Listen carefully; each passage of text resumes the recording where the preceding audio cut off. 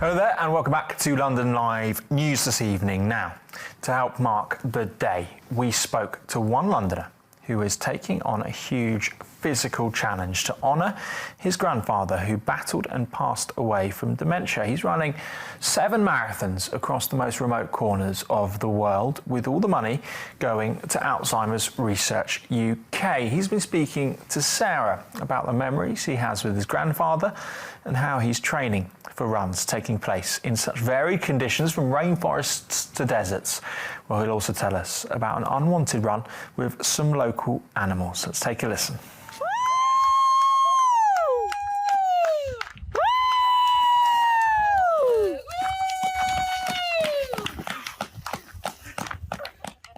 So, Louis, Hello. first of all, can you tell us what we were seeing there? It's part of the 7 Continents challenge that you're undertaking at the moment, and that I think was the Alaska leg. This was the Alaskan leg. So for the North American chapter of my 7 Continents project, I ran through the Alaska Wildlife Conservation Center, which is an incredible facility out in Alaska which take in injured and orphan wildlife.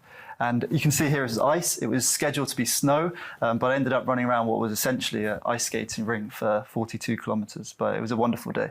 And I think start by telling viewers, if you can, why you're undertaking a challenge like this and what it actually entails. Sure. So the project's called Running the 7 Continents, and it's my dream and plan to run a marathon in the most remote corner of all 7 continents in the world.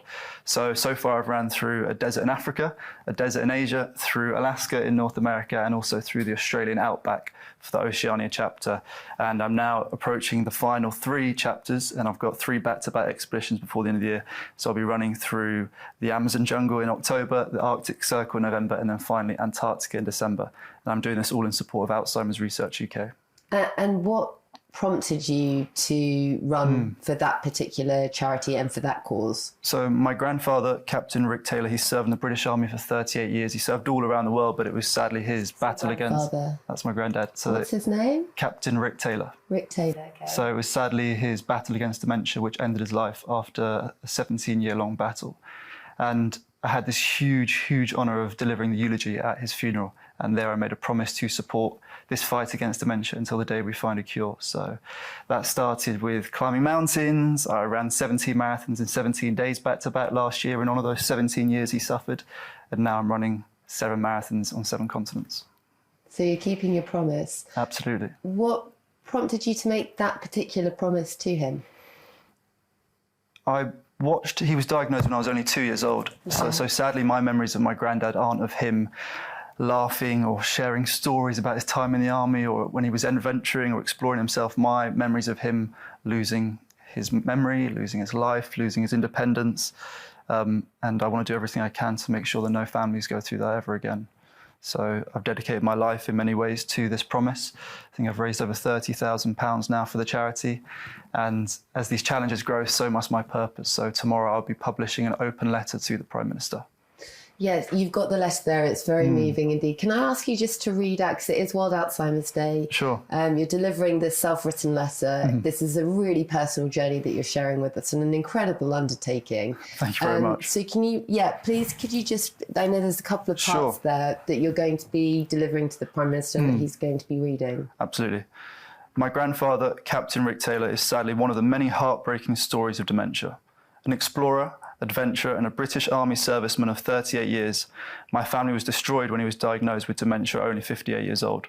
From ages 2 to 19, I watched his 17-year-long battle against this cruel illness.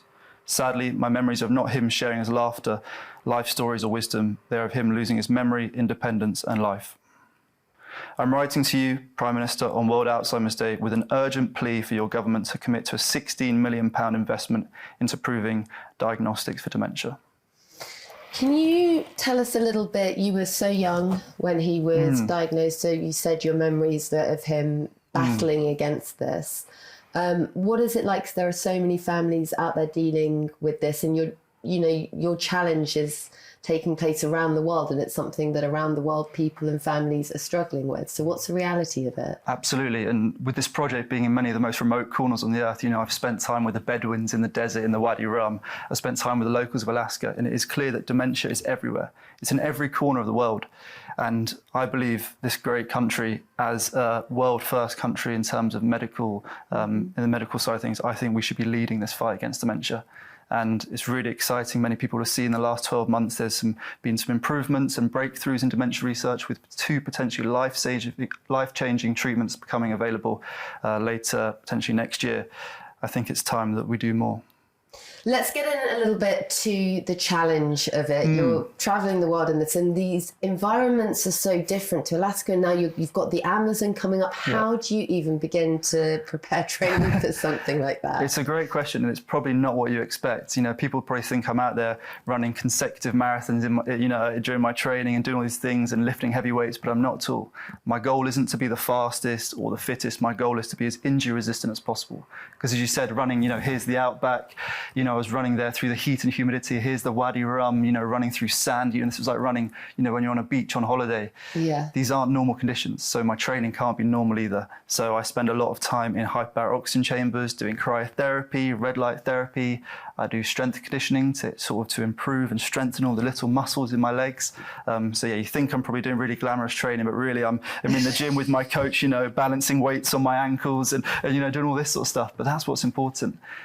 It's not about being the fastest, it's about just getting them done, because I've got sponsors to deliver to, I've got this charity to deliver to, this is bigger than just myself now.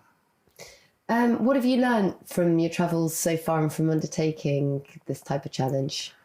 I've been incredibly blessed to find adventure at a young age. I'm 23 now and I've been doing this for 4 years. So I first climbed Kilimanjaro when I was 19. It was my grandfather's dream to always climb the mountain. And I went out there to fulfill his dream and do it in honor of him. And from then I fell in love with this world of adventure and exploration. And in many ways, I'm now growing up through the world of adventure. I'm turning from a boy to a man.